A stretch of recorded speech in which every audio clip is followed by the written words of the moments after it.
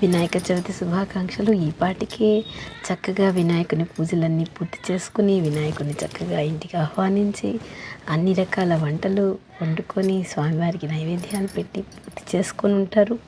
అయితే మనం అసలు ఈ పండుగలు ఎందుకు జరుపుకుంటున్నాం, ఎందుకు మన పద్ధతుల్లో మన శాస్త్రాల్లో ఈ పండగ విధానాలు వచ్చాయి అని చూస్తే ఇవన్నీ కూడా కుటుంబ వ్యవస్థ పటిష్టతకు నిదర్శనంగా కనిపిస్తాయి.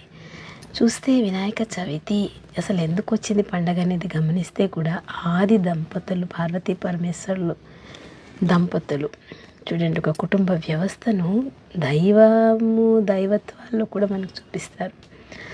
అమ్మ తండ్రి వాళ్ళిద్దరూ తల్లిదండ్రులైనటువంటి పార్వతీ పరమేశ్వరులు వియోగాన్ని పొందినప్పుడు ఆమె స్వామివారి యొక్క ధ్యాసలో ధ్యానంలో ఆ భక్తితత్వంలో వినాయక జననం జరగడం, తల్లి మాట మీరకుండా వినాయకుడు శివుణ్ణి అడ్డుకోవడం, శివుడు కోపగించి ఆయన్ని వధించడం, ఆ తర్వాత వినాయకుని శిరస్సు తీసుకొచ్చి గణపతి శిరస్సు పెట్టడం, ఇవన్నీ మనకు తెలిసిన కథలే. దీంట్లో పరమార్థం చూసినట్లయితే అసలు ఆ మధ్య గ్యాప్లో వాళ్ళిద్దరూ ఏ విధంగా భార్యాభర్తలు అంత జరిగినప్పుడు ఎలా ఉంటుంది సిచ్యువేషన్, అసలు ఆ పిల్లాడు అలా తండ్రి దగ్గర నుంచి తీసుకున్నప్పుడు ఆ బిడ్డ ఎలా ప్రవర్తిస్తాడు, ఇవన్నీ ఇప్పటి కాలాన్ని చూసుకుంటే కథ ద్వారా చూసుకుంటే ఎన్ని జరిగినప్పటికీ ఆ విధేయత ఎలా ఉంటుంది,